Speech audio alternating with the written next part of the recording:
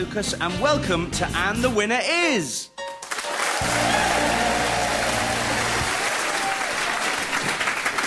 Yes, these days there are lots and lots of awards ceremonies, the Oscars, the BAFTAs, but tonight I'm hosting the awards to end all awards, the Lucases, the coveted honours bestowed in all those categories ignored by every other ceremony.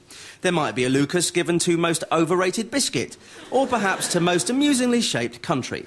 I have with me tonight 3 guests who will provide their own nominations for our various award categories. Please welcome Josie Long, Robert Popper and David Schneider.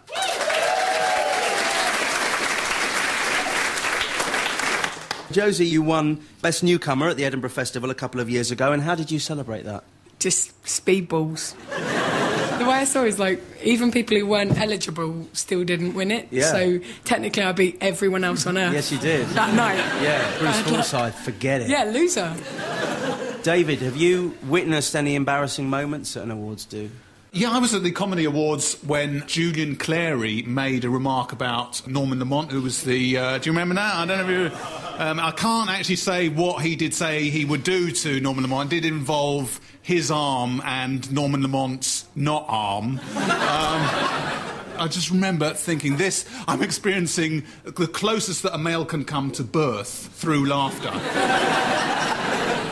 Robert, have you had any interesting experiences at awards ceremonies? Yeah, we actually, me and Peter Serafinowicz, we won the Rose d'Or, which is a European TV award, for doing a look around you a few years. So we went off to Switzerland, and we were in a really dull ceremony, which was kind of full of Norwegian and Finnish TV executives, and they were giving very boring speeches. You know, I'd like to thank Thor Eriksson for doing the insurance for the shoot. We won, and we thought, what are we going to say? And 4 seconds before going up, Peter just whispers in me and goes, "We'll just kiss a lot." So we kissed the woman, the sort of the fancy woman, just on the line of abuse. And behind the organiser, who was about 75, was just all I could hear was, "Please, enough," because Peter was just kissing him so much. Well, let's move on to our first award of the evening. Now, you'll notice that I've been using my special awards ceremony accent tonight, because accent is one of the first things we judge other people by. A poll carried out last year found that the best-loved accent was the Geordie lilt, with Cheryl Cole and Anton Deck topping the poll. I always thought that the Geordie lilt was a blend of pineapple, grapefruit and Newcastle brown ale, but that's me. In which case, your nominations, please, for our first award of the evening, the Lucas for Most Incomprehensible British Accent. Josie. My nomination is Glasgow. Robert. Belfast. David. Tim Westwood. So those are the nominations for Most Incomprehensible British Accent: Glaswegian, Ulster and Tim Westwood. So why, Josie, have you nominated Glaswegian? I don't mean, like, gentle, Billy Connolly, Belle and Sebastian Glaswegian. I mean kind of terrifying 50-year-old drunk, red-faced, talking to me, but I don't know why they've started talking to me. Like, it's sort of like this menacing element to it, and I feel really guilty because I sort of feel like underlying there's some sort of way they're telling me off about something that English people probably did. And I feel like I don't really know how I should respond. I just go, well, yeah, you're right about the Highland clearances. My experience of Glasgow is I had a great time in Glasgow, but that's to stop Glaswegians beating me up. I couldn't find an apple anywhere. Seriously, I really like apples. Honestly, I like apples. They do. They have them in Scotland, but in batter, probably. Exactly. Why, Robert, have you gone for Ulster? Well, it really comes down to a friend of mine befriended a lot of Belfast people who were really nice, but there was one girl who was very friendly with all of us, and she used to talk to me a lot, and I just couldn't understand anything she ever said.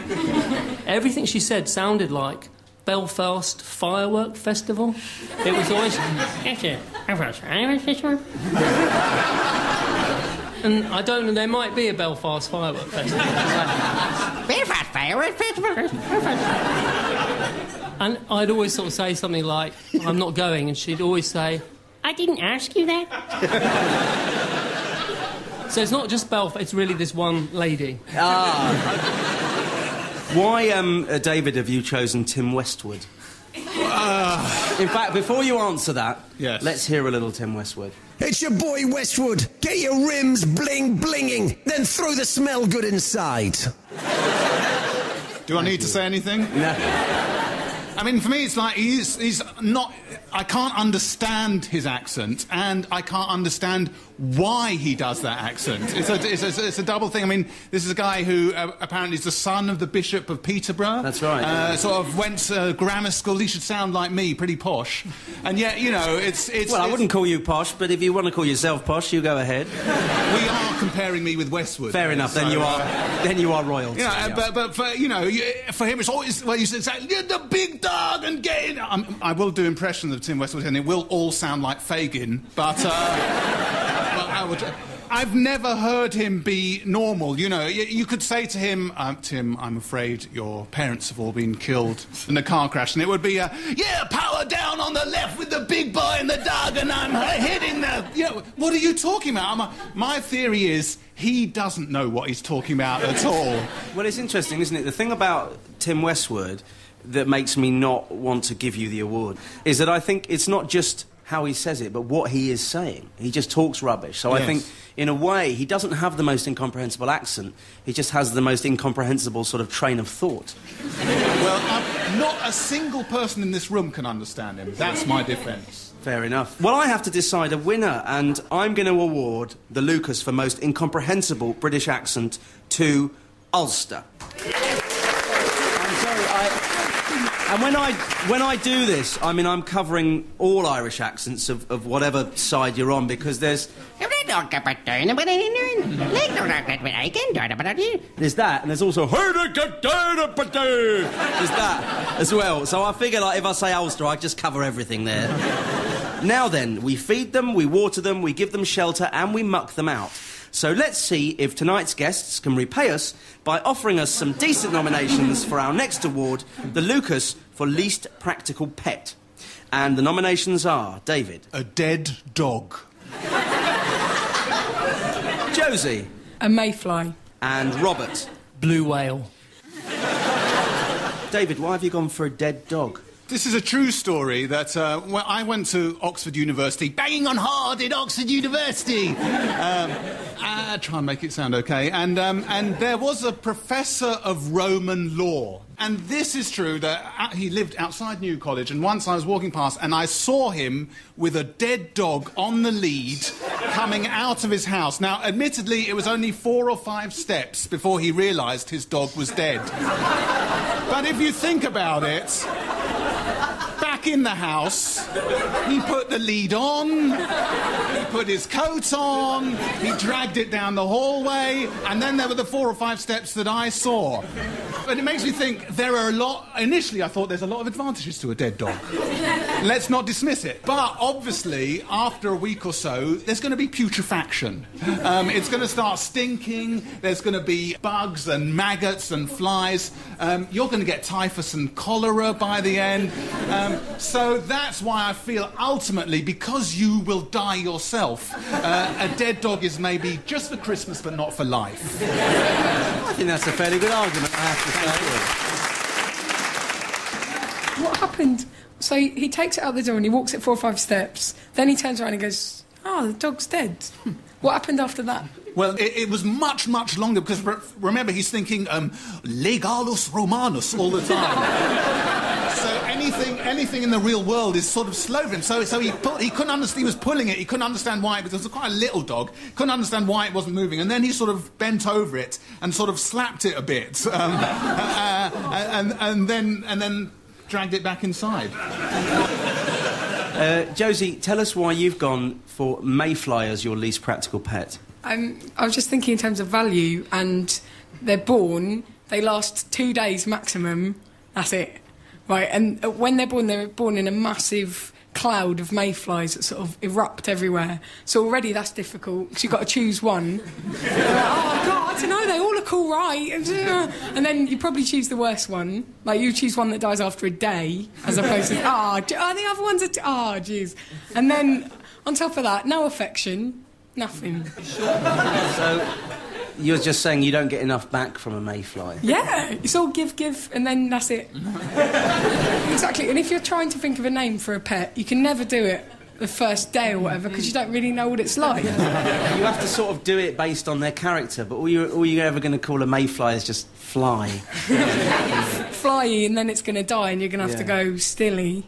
Well, why don't you could get a mayfly and christen it Death, because you know it's going to die in 2 days anyway. Oh, but then that sours the whole relationship you've got with the fly.